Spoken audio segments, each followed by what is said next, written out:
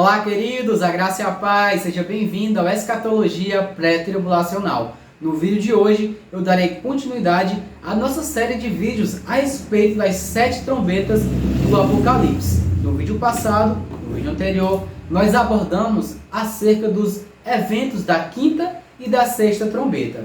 Assim, como você já viu no título do nosso vídeo de hoje, nós abordaremos especificamente a respeito do interlúdio que há entre a sexta e a sétima trombeta, ou seja, os eventos que acontecem ao meio da sexta e da sétima trombeta, coisas que acontecem antes da sétima trombeta ser tocada, amém? E a gente vê que da mesma maneira que houve um interlúdio entre a sexta e o sétimo selo, também há um interlúdio entre a sexta e a sétima trombeta, e especificamente aqui que inclui a visão de um outro anjo forte e também inclui a visão dos 7 trovões, do livrinho e das 2 testemunhas. E é especificamente sobre esses tópicos que nós abordaremos hoje aqui no nosso vídeo. Amém? E creio eu que dentre esses tópicos, um dos mais famosos, você já ouviu falar, que é as 2 testemunhas. Então, nós falaremos a respeito de cada um deles hoje, um pouco de cada. Amém? Então, sem mais delongas, pegue seu bloco de notas, pegue sua caneta e abra sua Bíblia juntamente comigo, ou apenas acompanhe a leitura no livro de Apocalipse, capítulo 10, de versículo 1, que vai dizer o seguinte: Depois avistei outro anjo forte, que descia do céu. Estava ele envolto numa nuvem, e havia um arco-íris sobre sua cabeça. Sua face era como a luz do sol, e suas pernas como colunas de fogo.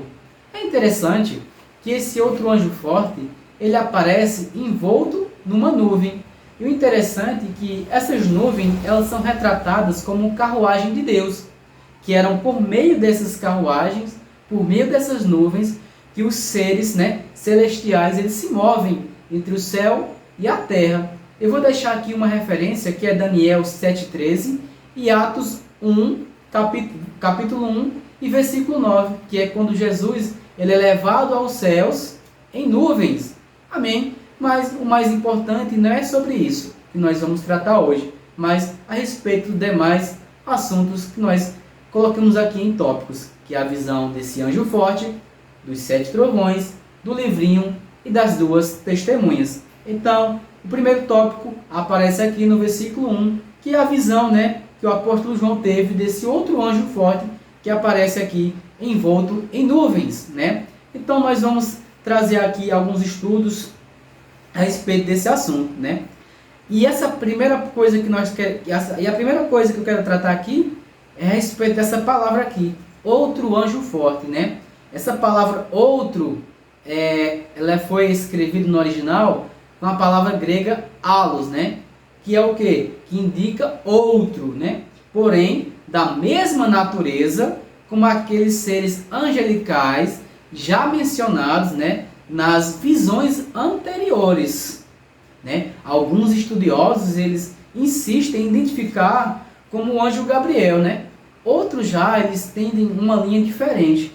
Eles acreditam que esse anjo forte aqui mencionado em Apocalipse 10:1 seja uma menção ou uma descrição ao próprio Jesus Cristo, em comparação, com Apocalipse 1, no capítulo versículo 12 ao 16, Também há outra linha, de estudiosos que eles pensam ser o mesmo anjo, forte, o mesmo anjo forte que aparece em Apocalipse 5:2, que é a respeito lá da série dos 7 selos do Apocalipse. Se você não assistiu, eu recomendo você estar assistindo logo depois também, para você compreender melhor a respeito do assunto que nós estamos falando aqui, por exemplo, a respeito desse outro anjo forte que aparece em Apocalipse 5:2, que alguns estudiosos eles mencionam que esse anjo forte de Apocalipse 10:1 é o mesmo anjo forte de Apocalipse 5:2. Amém?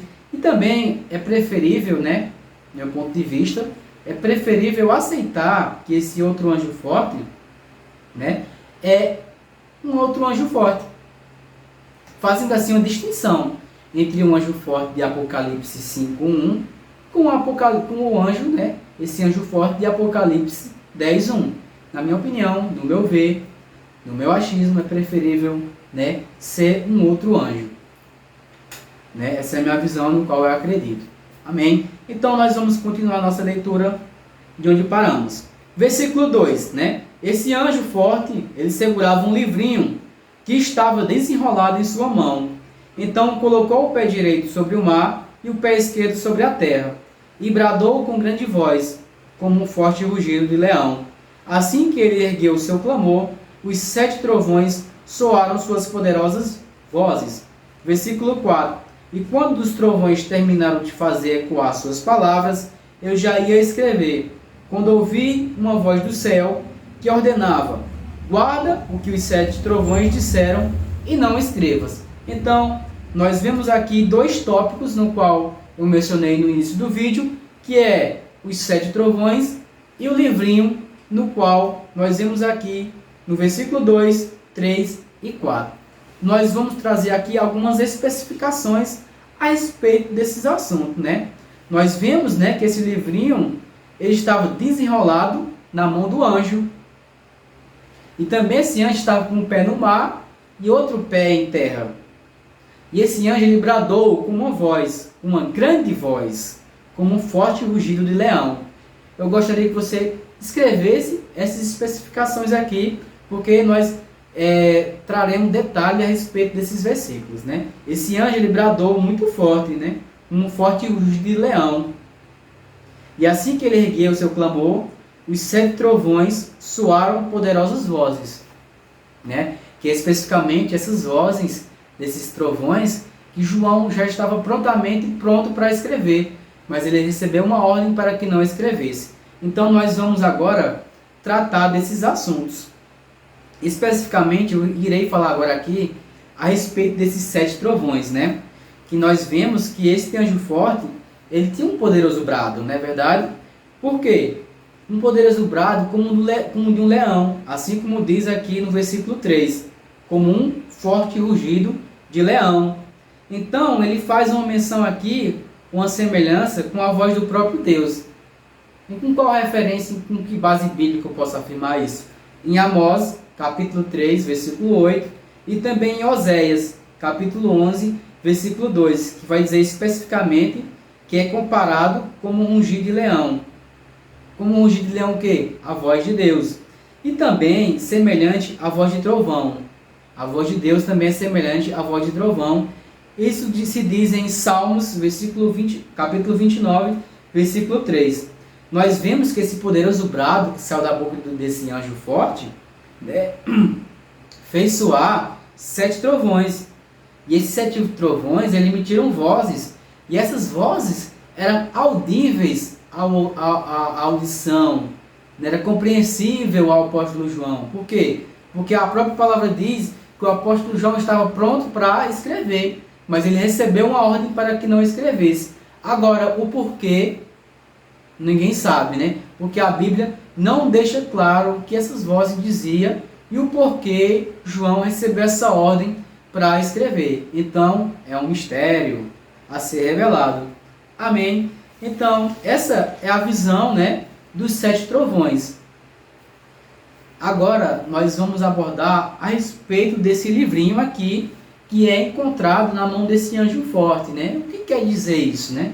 E muitos estudiosos, eles entendem que esse livrinho seja o mesmo livro selado de Apocalipse 5:1, né? O que foi aberto pelo Cordeiro, lá em Apocalipse 6:1, que esse Cordeiro é Jesus Cristo, né? Esse livro foi aberto por Jesus Cristo, mas esse assunto é lá da nossa série anterior, a respeito dos 7 selos do Apocalipse. Mas é provável que este livrinho seja outro livro, né? Diferente daquele selado de Apocalipse 5:1. Mas nós vamos falar, né, do aspecto espiritual desse livro. Não trataremos a respeito se é ou não é o mesmo livro. Mas vamos falar a respeito do aspecto espiritual, que é o mais importante, né? Pois João ele foi ordenado a comer esse livrinho, né? E que ele também seria doce como mel na sua boca e amargo no seu ventre ou no seu íntimo. Doce na boca e amargo em seu ventre, assim como diz aqui na passagem, no versículo, né, que a gente vai ler agora, né? Eu dei uma introdução aqui a respeito desse livrinho, que foi abordado aqui no versículo 2, mas ele é mais detalhado a partir do versículo 5, que nós vamos ler agora.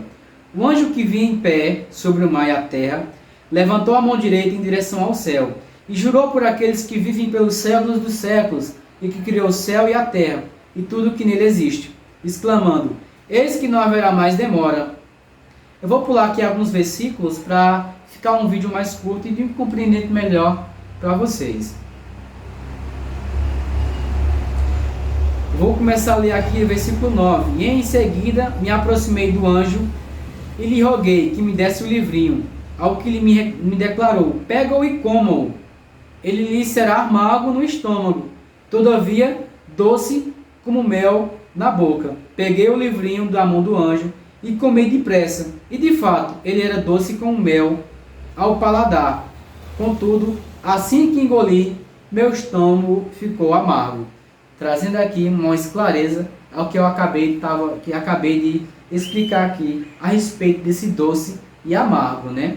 Desse livrinho, que seria doce na boca do apóstolo e amargo no seu ventre, no seu estômago, no seu íntimo.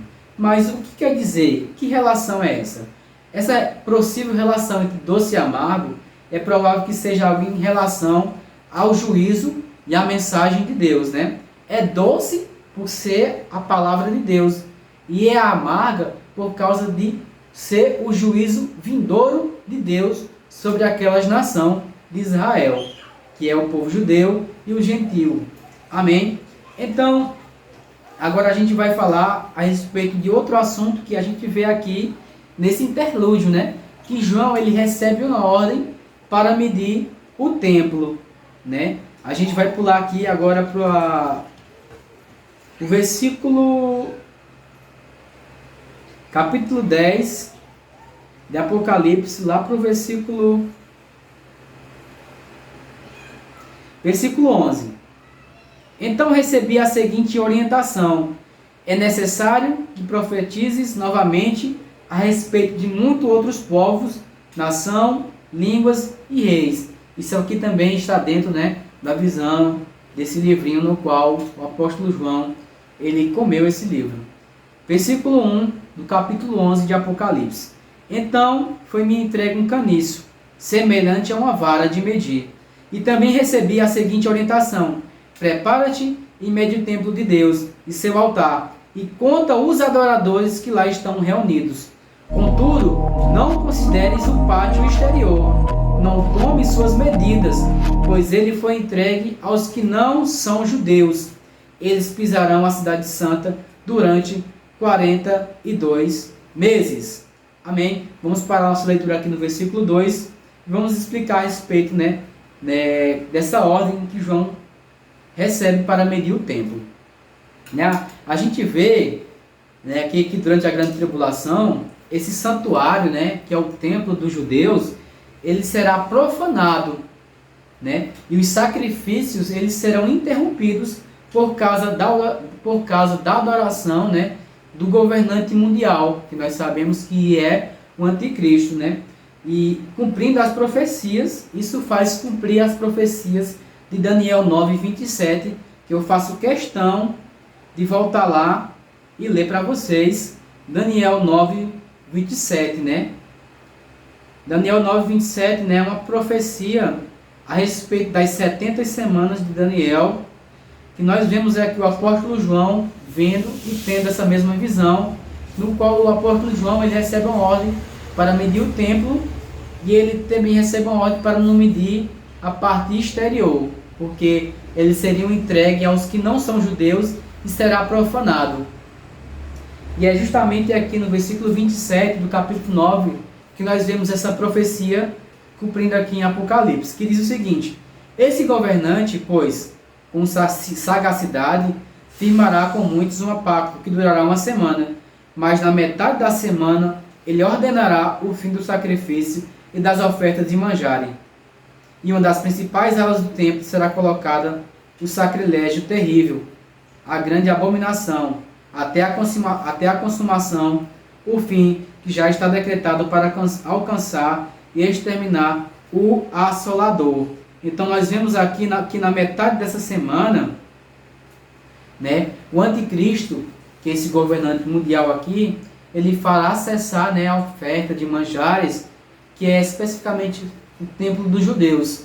Então será tomada essa parte exterior, assim como diz aqui no versículo 2: contudo não consideres o pátio exterior, não tome suas medidas, pois ele foi entregue aos que não são judeus. Eles pisarão a cidade santa durante 42 meses, que são especificamente a metade da semana, que a semana aqui é retratada de 7 anos, que a metade é 3 anos e meio. Amém?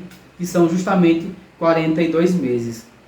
Então esse versículo 2 traz especificamente a profecia de Daniel 9:27, onde o anticristo ele cessará, né, ele cessará o seu acordo com o povo de Israel na metade dessa semana. Por isso esse templo será profanado em adoração ao governo mundial, que é o anticristo. Por isso o apóstolo João ele não recebe uma ordem para medir essa parte exterior do templo. Amém? Então vamos avançar um pouco mais para o versículo 3 de Apocalipse 11, que é justamente onde a gente vai ver agora o nosso último tópico do nosso vídeo de hoje, que é a respeito das duas testemunhas. Concederei poder às minhas duas testemunhas, a fim de que profetizem durante 1260 dias em trajes escuros de panos de saco. Essas testemunhas simbolizam as oliveiras e os 2 candelabros que permanecem firmes na presença do Senhor na terra. Se alguém tentar causar-lhes algum dano, da boca deles sairá fogo, que devorará seus inimigos. Portanto, é assim que deve ser destruída qualquer pessoa que intentar contra as suas vidas. Versículo 6. Esses homens têm a capacidade de trancar o céu, de maneira que não chova durante o tempo em que estiverem profetizando, e têm o poder de transformar a água em sangue. Eu gostaria que você prestasse bem atenção, né, nos poderes que essas duas testemunhas têm. Qualquer um, né, que tentar contra eles, sairá fogo da boca deles e matará essas pessoas. E também eles têm a capacidade de trancar o céu para que não chova durante o período que eles estiverem profetizando. E tem poder também de transformar a água em sangue e ferir a terra com toda espécie de flagelo, tantas vezes quanto ordenarem. Versículo 7. Quando eles estiverem então concluído o testemunho que devem pregar, a besta que surge do abismo os atacará e, prevalecendo contra eles, os ferirá de morte. Então, essas duas testemunhas, elas serão mortas quando elas tiverem então concluído o seu testemunho. Versículo 8. Os seus cadáveres ficarão expostos na rua principal da grande cidade, que simbolicamente é denominada de Sodoma e Egito, onde da mesma forma foi crucificada o Senhor. Versículo 9. Durante 3 dias e meio, gente de todos os povos, tribos, língua e nação contemplarão seus corpos mortos e não permitirão que sejam sepultados, ou seja, ficarão expostos, né, como um espetáculo para aquelas pessoas. Versículo 10. Os habitantes da terra muito se alegrarão pelo que aconteceu com as testemunhas e festejarão, mandando presente uns aos outros, porquanto esses 2 profetas tinham afligido os que vivem na terra.